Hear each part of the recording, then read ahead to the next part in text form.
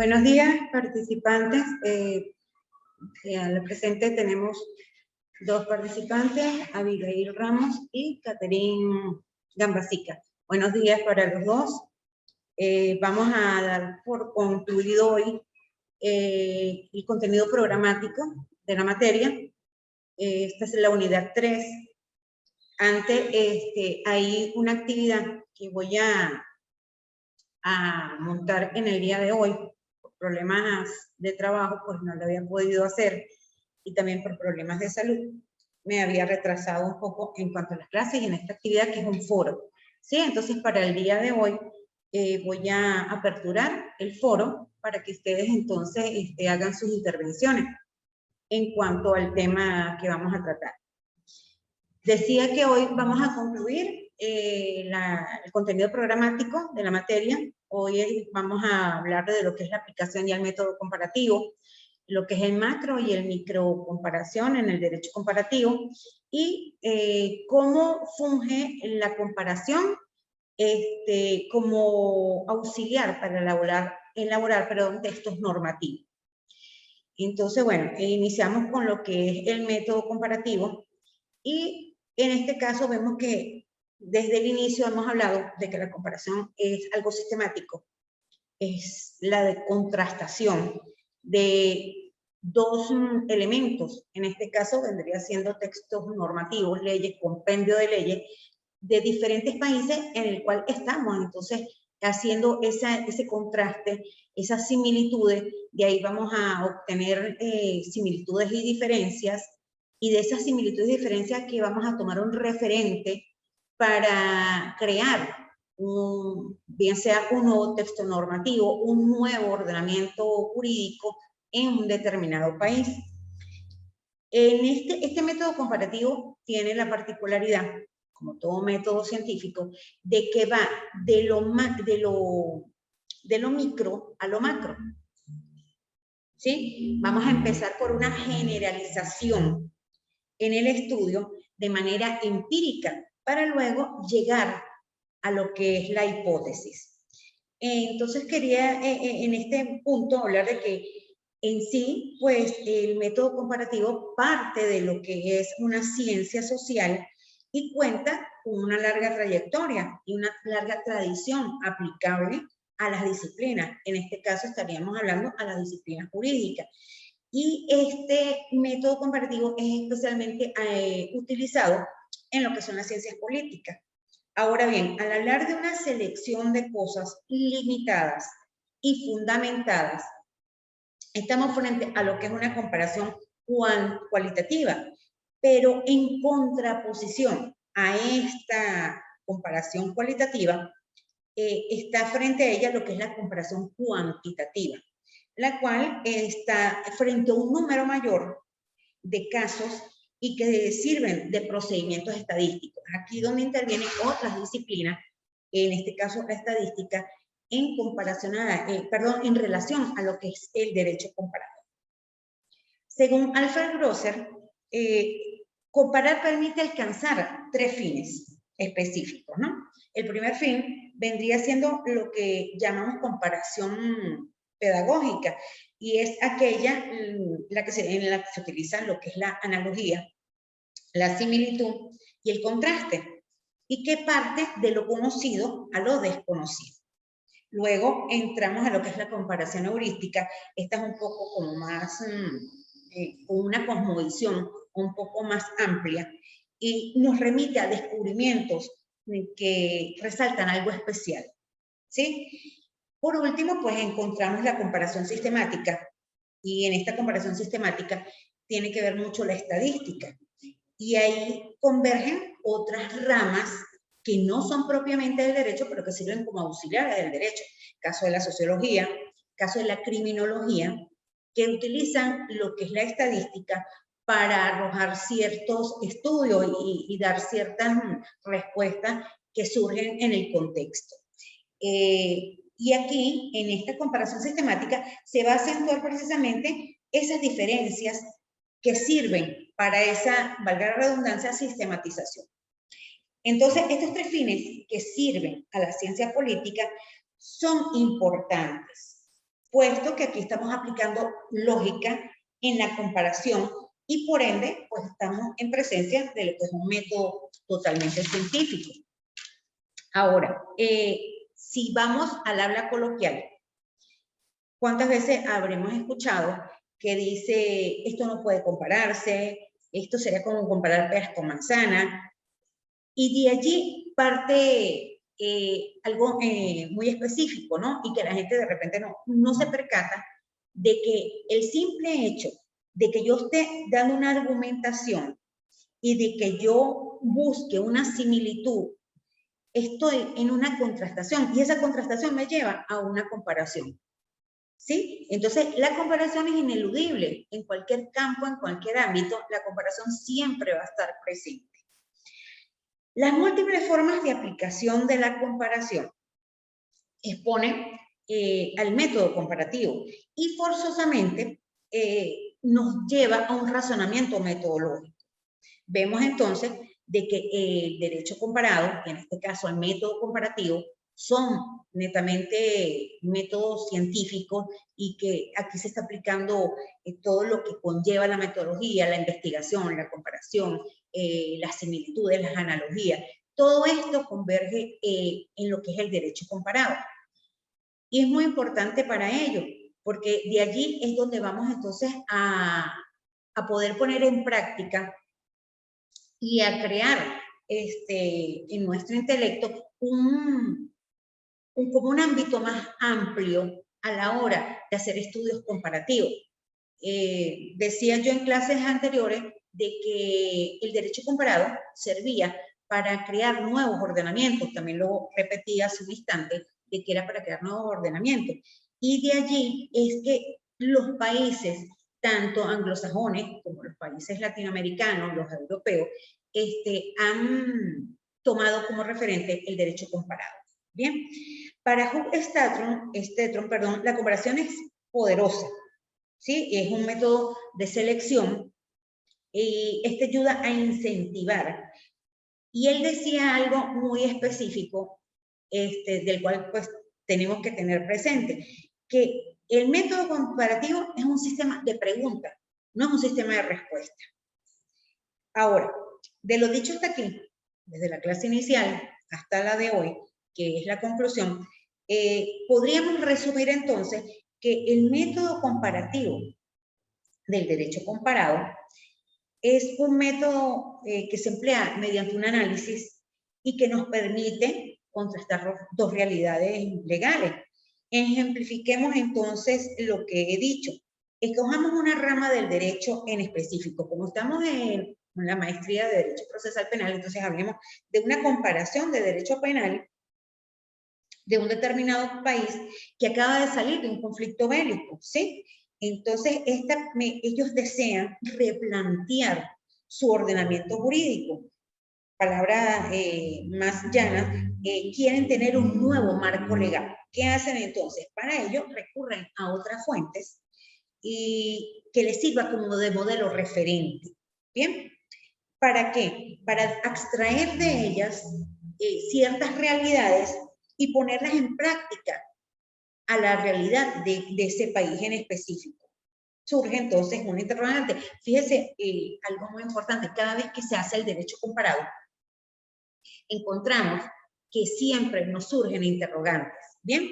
Y esas interrogantes, pues nos ayudan a desarrollar el derecho comparado, a tener como mayor comprensión de cómo se realiza el derecho comparado. De hecho, que para dar los pasos, hacer un ejercicio de derecho comparado, siempre van a haber interrogantes, las cuales debemos responder y ellas nos van a llevar una a la otra y al final vamos a obtener el producto final y ese va a ser lo que nos va a ayudar a entender o a crear algo que tenga que ver con alguna rama del derecho.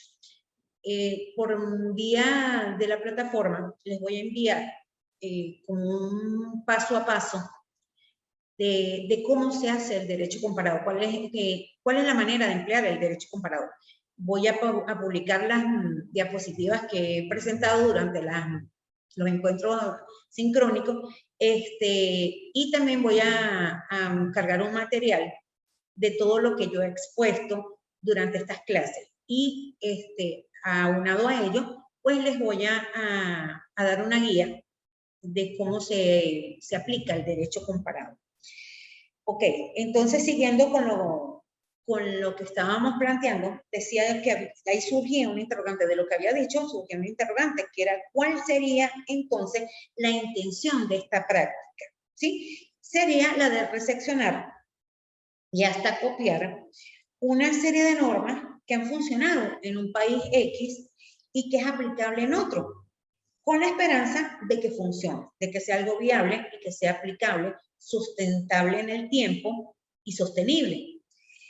El derecho comparado tiene un campo de acción de relaciones tanto comerciales como para que funcione y como que para que funcione de manera idónea. Tiene como que precisar o crear en lo que es el marco jurídico una uniformidad, ¿sí? Algo similar ocurre con los tribunales de justicia internacionales y hasta con la misma declaración de los derechos humanos. Esto se hace necesario puesto que estamos confrontando o estamos viviendo un mundo que es cada vez más globalizado. Entonces, esto nos obliga a tomar el derecho comparado para esas nuevas creaciones o para adaptar lo bueno, lo creativo, lo productivo a nuestro derecho comparado, en este caso, pues, el de Venezuela. De hecho, que los legisladores deben tomar como referente derechos de otros países en determinadas materias para de allí promulgar o crear nuevas leyes. Siguiendo con esto, entramos entonces a lo que son los tipos de métodos comparativos, pero antes de entrar a hablar de los tipos de métodos comparativos, debemos hacer un inciso. Y en este inciso, lo voy a tratar a grosso modo, es referente a las trascendencias que tiene el derecho comparado. Estos son muchos casos a los que podemos llegar mediante otras disciplinas obviamente de tipo jurídico, y que si podríamos hacer alusión, en este caso al derecho penal, podríamos compararlo con el derecho civil, porque sabemos que dentro del derecho penal también hay responsabilidades civiles y viceversa. Cuando estamos en un caso civil, nos encontramos en ciertas circunstancias en la que hay responsabilidad penal. Entonces, aquí podríamos hacer ese tipo de contraste y comparación, pero obviamente estamos hablando a un nivel mayor, un nivel macro. Bien, y este derecho civil no solamente es el derecho civil como tal, pues estamos ante el derecho civil público, ante el derecho privado, ante el derecho empresarial, el corporativo, entre otras tantas disciplinas que existen dentro del derecho comparado. Como también podríamos hablar del derecho civil comparado con otros derechos procedimentales, procesal civil de Perú, derecho procesal penal de Colombia, de Panamá. Entonces aquí, pues por cuestiones de tiempo no lograríamos mencionar, porque es demasiado extenso, en donde está aplicado los tipos de método comparativo y cuál es su trascendencia. Ahora bien, en cuanto a métodos comparativos existentes, nos conseguimos tres específicos. El primero, voy a ir pasando las láminas para que vayan observando. El primer método comparativo es el de derecho privado comparado, y este puede aplicarse con la particularidad de dos países, ¿sí? Por decir algo, el derecho civil comparado de dos países. Igual se puede hacer con un derecho comercial, igual se puede hacer con cualquiera de esas familias jurídicas que existen en lo que es la globalidad, ¿sí? Luego está el método comparativo en el derecho público comparado. Este puede aplicarse con algunos supuestos de la comparación.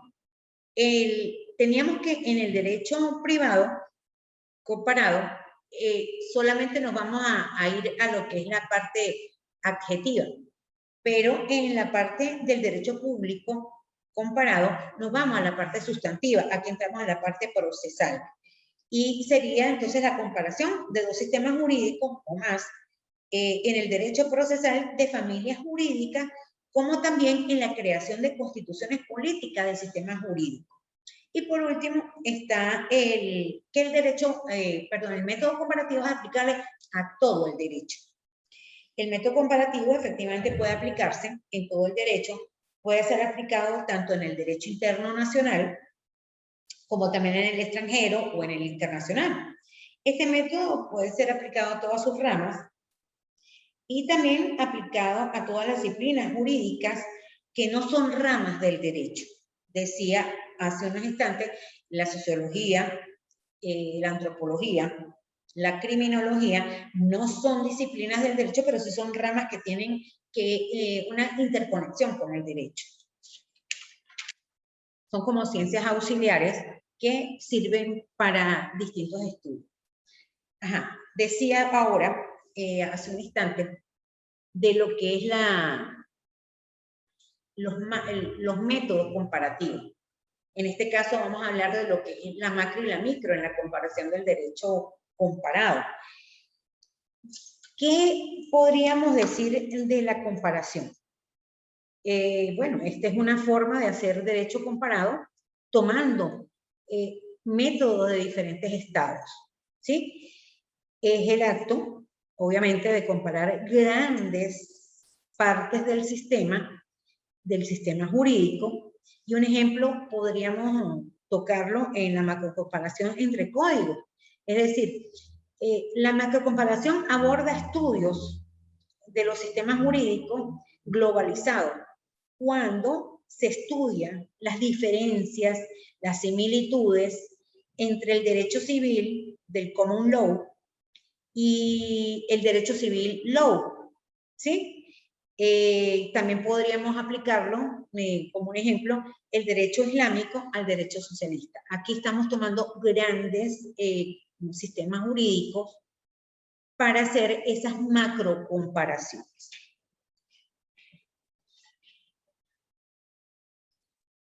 Ahora, la investigación macro comparativa permite comparar y a su vez hablar de lo que son las familias jurídicas según aquel nivel de similitudes o aquel nivel de diferencias. Así pues, vemos como el derecho en Canadá y el derecho en Estados Unidos, dije en una clase anterior, no son del Reino Unido, pero ellos están englobados dentro de lo que es el common law. Y por ende, pues, tienen similitudes con Reino Unido. Son distintas, pero ambas pertenecen a la misma familia jurídica, en este caso a la del common law. Ejemplo, el derecho penal de Panamá es distinto al derecho penal de Costa Rica, pero en este caso ellos pertenecen a la familia jurídica del derecho continental romano-germánico. Entonces es allí donde conseguimos que la macrocomparación es una forma de hacer derecho comparado y que compara partes grandes de un sistema jurídico. La microcomparación, por su parte, esa se concentra en instituciones jurídicas fragmentadas, ¿sí? Como más pequeñas, más específicas, de aquellos ordenamientos, y no se ocupa de la totalidad de ese ordenamiento jurídico, sino de una parte muy específica del mismo. No estudia, obviamente, las similitudes ni las diferencias. En este caso, si estamos hablando del ejemplo que acabo de tocar, el del derecho continental romano-germánico entre Panamá y Costa Rica, en este caso no estaría entonces buscando similitudes ni diferencias del derecho penal panameño, ni tampoco lo estaría buscando frente al derecho, por decir otro ejemplo, frente al derecho alemán. Solo haría como una comparación de parte de cada uno de ese derecho. Yo observo con detenimiento lo que es la parte en este caso podríamos hablar del derecho penal el panameño y el alemán. Yo comparo, más no me voy al trasfondo, más no indago un poco más, sino solamente abstraigo algunas similitudes, no son similitudes, no, corrijo, no son similitudes. En este caso, yo solamente voy a observar y de allí parto para hacer un referente en una microcomparación. Caso contrario de lo que estamos hablando del derecho macrocomparativo. Ellos sí toman similitudes, toman diferencias y no buscan un referente, sino es creador, es innovador y allí reestructura un ordenamiento jurídico específico. La macrocomparación tiende a confrontar instituciones jurídicas, cosa que no lo hace la macrocomparación. Porque estas confrontaciones de esas instituciones jurídicas son muy particulares, no son tan generalizadas, no son tan vastas, tan extensas, sino son muy tácitas, muy ceñidas a lo que el comparatista está deseando conseguir. Y que tienen que tener la particularidad de que sean comunes en ordenamientos jurídicos que si bien pueden ser diferentes, pero tienen similitud. Caso del derecho penal, perdón, el derecho civil colombiano con el derecho civil venezolano. Ahí hay unas similitudes, a pesar de que también hay diferencias, pero sirve para hacer microcomparaciones y la finalidad de la microcomparación es buscar soluciones puntuales a esos conflictos jurídicos que son planteados. Ahora, ¿cómo sirve el derecho comparado a la hora de hacer auxilio en la creación de textos normativos? Vemos entonces que los legisladores a nivel mundial han llegado a la conclusión de que muchos partidos en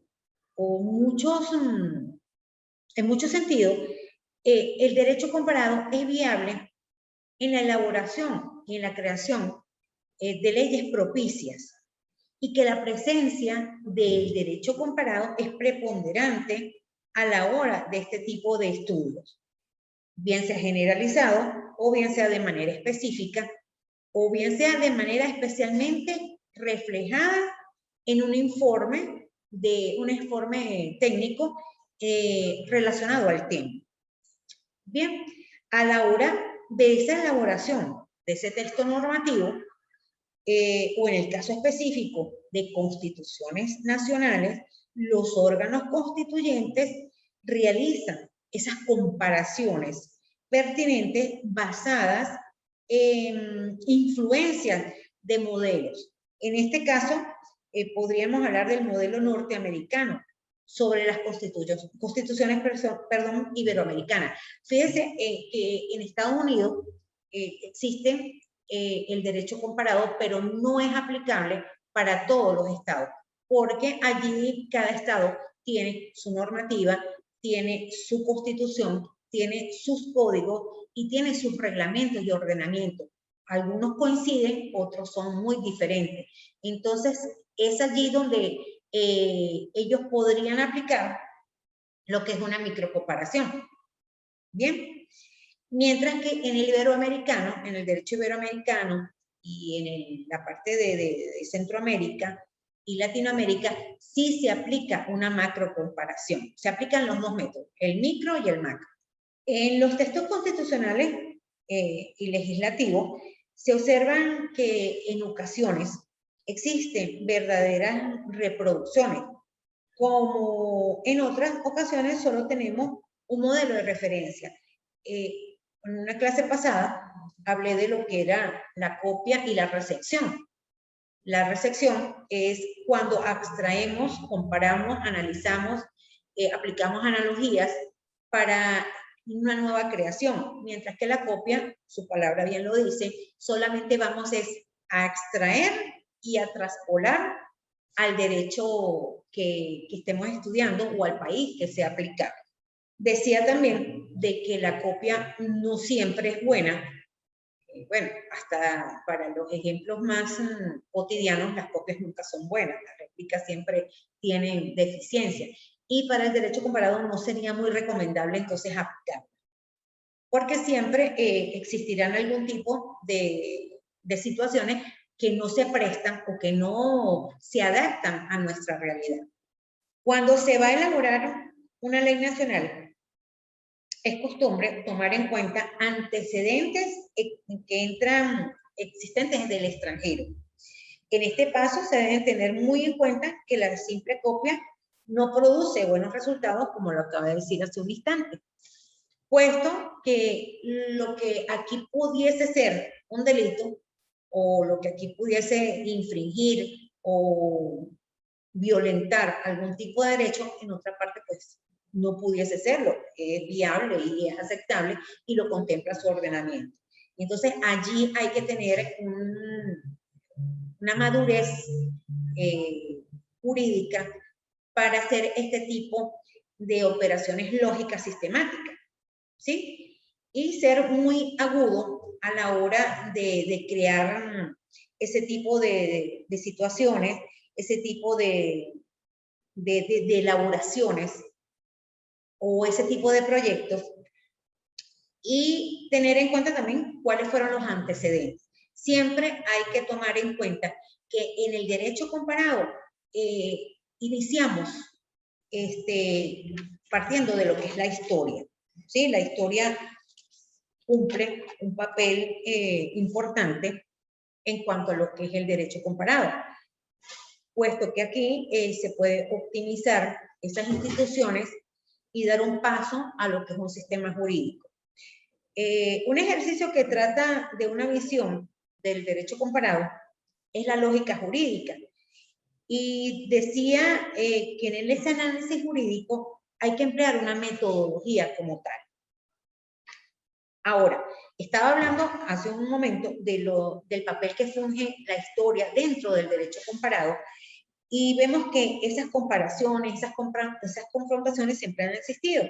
¿Por qué? Porque se contrastan personas, se contrastan objetos, en este caso se contrastan derechos.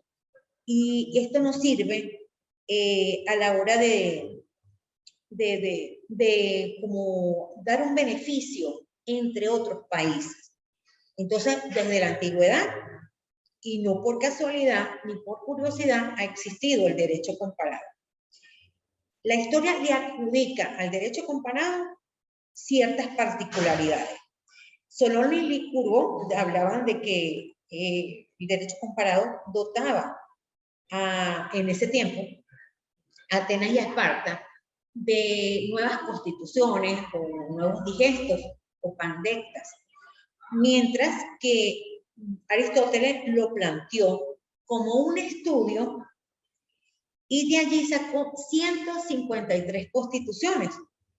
Estuvo la Constitución de Grecia, estuvieron las constituciones de otras ciudades, y para ver cuál era mejor o cuál sistema de gobierno era mejor, se tomaron lo que fue el medio físico y el medio social. Es muy importante este punto, tener en cuenta a la hora de hacer la práctica del derecho comparado, tomar en consideración lo que es el método físico y el método social. ¿Por qué? Vuelvo y repito, porque lo que aquí puede ser aplicable en otro país no lo es. Entonces allí el método social tiene su cabida, tiene su entrada en escena, y el medio físico es por el tiempo que estamos viviendo. Fíjese la particularidad de que a raíz que vamos pasando los días, van surgiendo nuevos delitos. Y aquí, pues la legislación ha caído como en un conflicto, puesto que se han creado una gran similitud de leyes para cada delito. Y eso ha sido motivo de que exista una hiperinflación legislativa. Tenemos el Código Penal y por allí nos podemos regir, pero de repente, por decir, se comete un peculado doloso. Netamente es un acto administrativo porque es cometido por un funcionario público. Y nosotros vamos al Código Penal y ahí observamos que existen delitos contra la cosa pública. Pero entonces, ¿qué sucede? A la hora de nosotros a tomar la defensa, no nos podemos ceñir a lo que dice el Código Penal, nos tenemos que remitir a lo que dice la ley especial, en este caso la ley anticorrupción, que es la que nos trata el peculado doloso. Y así sucesivamente han pasado con muchos otros delitos y cada día pues van surgiendo delitos nuevos, leyes nuevas.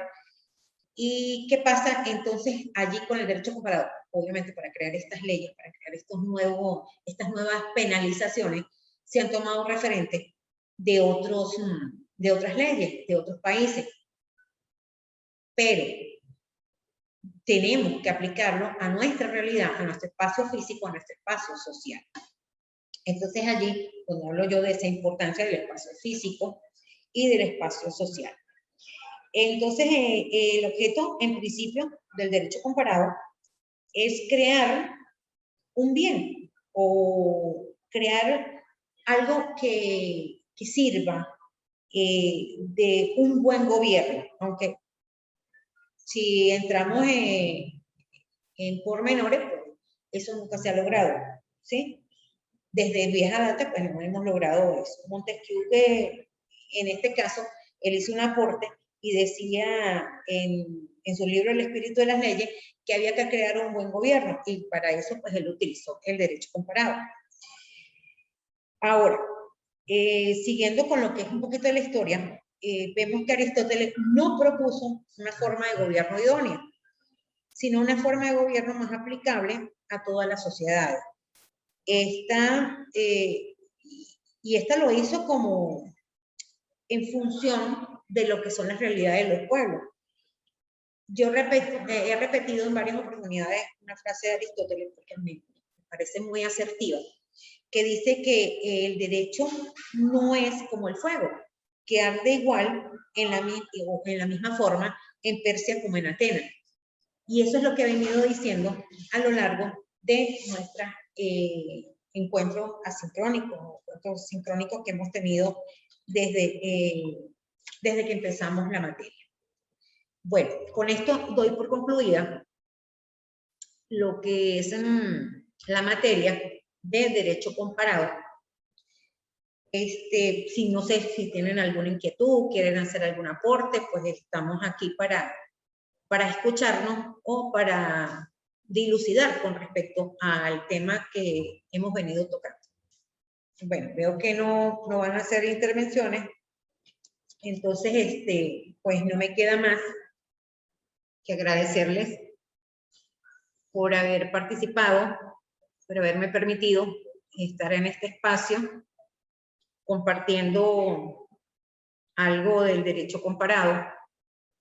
Y pues esperemos que estas intervenciones pues hayan servido para crear nuevas expectativas, para crear nuevos horizontes, abrir el abanico de posibilidades y tomar en consideración en algún momento de su carrera hacer derecho comparado para así tener como un ámbito más amplio de lo que es el derecho a nivel mundial, ya que estamos frente a una globalización y no podemos ceñirnos solamente a nuestras realidades.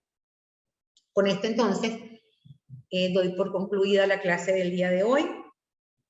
Cualquier inquietud pues me la pueden formular vía WhatsApp por el grupo que se creó de Derecho Comparado. Y entonces pues estaremos allí atentas y prestas a dar respuestas oportunas y efectiva, de manera de que pues, todos quedemos conteste con lo que es la materia. Agradecida nuevamente y bueno, feliz día para todos, feliz fin de semana. Ha sido un placer estar con ustedes. Muchas gracias, profesora, por todo. De verdad que muy complacida y de verdad esto es nuevo para nosotros. Pues tenía como una inquietud, ¿no? Con respecto a lo que es el derecho comparado, debido a la situación que estamos viviendo ahorita aquí en Venezuela, ¿no? Con una duda, cuando hablan del derecho internacional, ¿no? Y con respecto a las leyes venezolanas, cuando por lo menos hay de parte de otros países como una presión con leyes que son aplicables en otros países y quieren medir a intervenirlas aquí, o sea, aplicarlas aquí en Venezuela. Entonces, se comparan, pero no están en la Constitución venezolana. Entonces, ¿cómo hacen ahí? Yo sé que en estos días estuvo por aquí creo que es el presidente de la parte internacional. La Corte Entonces Internacional. ellos vienen, verifican, vienen, verifican las leyes aquí que son aplicables, algo así, de verdad, y pero las comparan con las leyes a nivel internacional para poderlas aplicar aquí en Venezuela, algo así es, ¿verdad? Sí, de hecho, como le estaba hablando yo ahorita de esa hiperinflación legislativa, eso también ha sido uno de los motivos de que pues cause algún llamado de atención. Obviamente aquí tenemos leyes que son fenomenales, espectaculares, redactadas bajo una cuestión que uno dice, bueno, ojalá se aplicara, pero ¿qué pasa con eso? Que a la hora de legislar o a la hora de aplicar, no de legislar, a la hora de aplicar por parte de los administradores de justicia, se crea un conflicto, porque dice, o me voy para acá o me voy para allá, me rijo por el código, me rijo por esta ley nueva, y eso crea entonces unas ambigüedades, unas lagunas, y allí se cometen entonces algunos tipos de desmanes, violaciones flagrantes a derechos fundamentales, puesto que ya pues esa hiperinflación genera gran confusión. ¿Qué pasa entonces? Ahí yo hace un instante decía de que había que tomar en cuenta lo que son los espacios físicos y las realidades sociales a la hora de aplicar una ley. ¿Por qué? Porque exactamente, aquí puede que sea algo normal, por decir, botar la basura en la calle. Vamos a hablar un ejemplo que es casi que cotidiano. No ve aquí que todo el mundo saca su basura los días que quiere y a la hora que quiere. Y ese poco de basura en la calle. En otros países no. En otros países eso está penalizado. Entonces, allí hay esa diferencia, esa ambigüedad. Aquí, pues, es normal, y eso que en Venezuela no se aplica a las costumbres, porque nuestro ordenamiento jurídico no tiene como referente la costumbre, mientras que países del Reino Unido o los que aplican el common law sí tienen aplicación de la costumbre.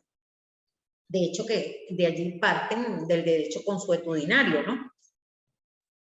Y por eso es que hay que tomar en cuenta, el legislador tiene que tomar en cuenta cuál es nuestra realidad, cuál es nuestro contexto, cuál es nuestra cosmovisión jurídica para poder aplicar esa ley extranjera a la nuestra. No puedo yo venir a adaptar una ley que aquí no se puede aplicar por muchos motivos, por muchos factores, factores culturales, factores sociales, factores políticos. Tengo que tomar en cuenta eso y allí hacer como un replanteamiento de esa ley.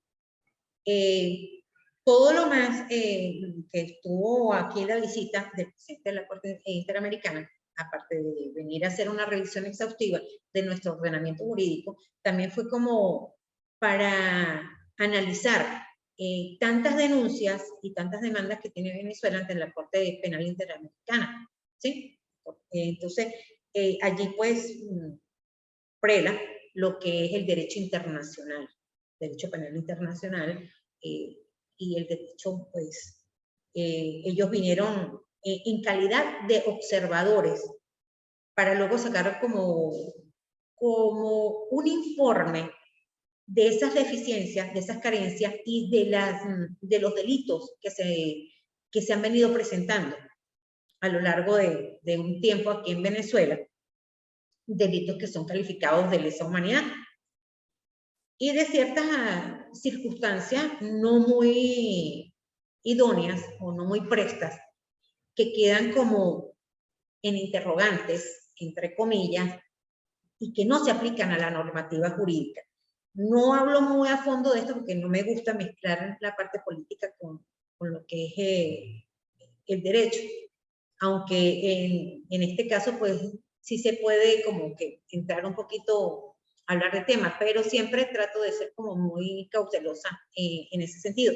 Entonces, volviendo a su pregunta, pues es allí, mejor ejemplo, de lo que acaba de decir hace un instante, de por qué hay que tomar en cuenta lo que son los espacios físicos y las realidades sociales a la hora de aplicar leyes extranjeras.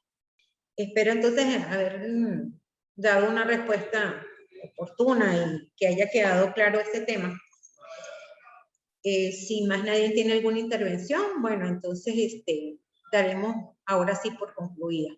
Muchísimas gracias entonces por su atención y en el transcurso de ahorita del fin de semana terminaré de publicar las notas faltantes y hoy pondré en la plataforma el tema que vamos a discutir con respecto al foro. Bien, bueno, feliz día para todos.